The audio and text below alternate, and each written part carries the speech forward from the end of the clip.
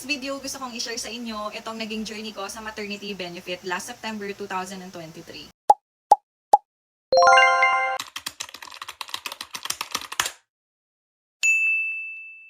Disclaimer lang po, lahat po ng sasabihin ko dito ay base po sa naging experience ko and sa mga natutunan ko po before noong nag-OJT pa po ako sa SSS.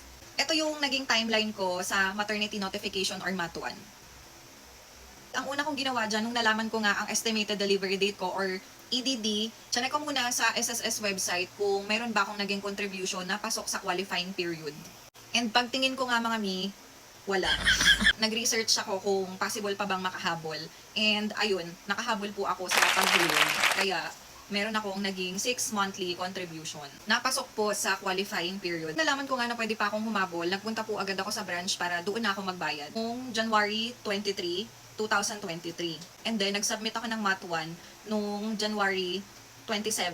Pala yung itsura ng finil-upan ko. Sa form na yan, pwede mo nang baguhin yung status mo. Kasi ako binago ko from employed to voluntary. And then binago ko na rin dyan yung email address ko, pati na rin yung contact number. Ang binayaran ko dyan ay total of 15,600. O baka magtaka ka kung bakit napakalaki niyan. Kapag voluntary member ka ni SSS, ang highest amount na pwede mong ihulog para makaklaim din ang pinakamataas na benepisyo ay 2,800 per month. Ang 2,800 po ay nag-start noong 2023. And then, hinabol ko nga po yung hulog ko noong October to December ng 2022. Ang highest contribution ay 2,400. Nag-submit ako ng MAT-1. Nag-open lang ako ng account ko online. And then, hinanap ko lang doon kung saan banda ako mag-fill up doon ng form ng maternity notification. And then, sinubmit ko lang kaagad. And ito po yung naging email nila. Ito po. Pagka-submit ko ng MAT-1, nag-response na po sila after 5 to 10 minutes. Ganun lang po kabilis. Sumunod, disbursement account, dito ipapasok yung benefits na makukuha mo. Ito yung naging timeline ko. Bago ko mag-submit ng DAEM is, nagpa-change muna ako ng marital status. Nauna ko kasing palitan yung PhilHealth ID ko. Naging married na yung surname ko doon. Tapos yung SSS account ko ay single pa, so hindi yun pwede. Kailangan magkatugma sila.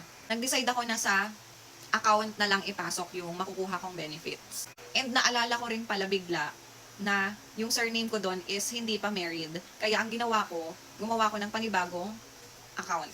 And July 7, nung naglakas loob na akong mag-submit ng DAEM. And then after 2 days, nag-response na sila agad sa akin. July 12, 2023 yun. And sobrang tuwang-tuwa ako kasi na-approve po agad yung sinubmit kong DAEM. Ayan yung email nila. Sumunod naman dito ang pinaka-crucial part. Charot. Ito yung naging timeline ko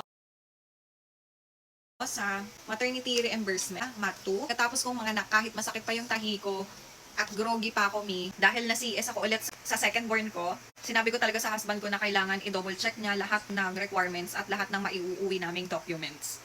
Dahil dumayo lang po kami ng hospital, kami ay from Cavite and yung pinagpaanakan ko ay sa Bulacan pa.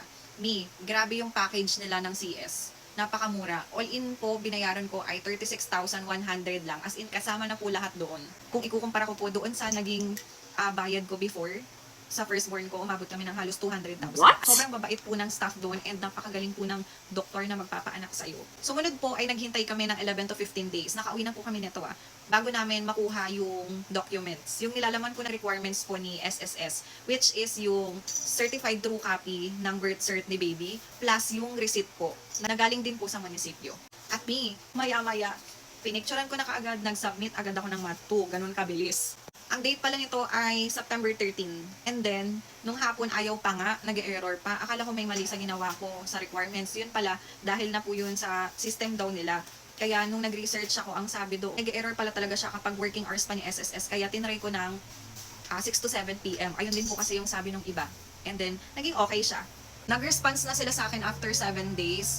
September 20 na nung time na yun. Hindi po kasama dito ang Sabado at Linggo. At eto na nga mga bigla talagang nawala lahat ng sakit sa katawan ko. No? Talagang tuwang-tuwa ang mima nyo. Siyempre ba naman, no? Kasi na-approve po yung MAT-2 ko. Yan yung email nila. Na-receive ko yung amount na 70K noong September 22. Ayun lang, and isa-share ko naman sa inyo sa susunod kung paano ba mag-submit ng DAEM and MAT-2 nang hindi na nare-reject.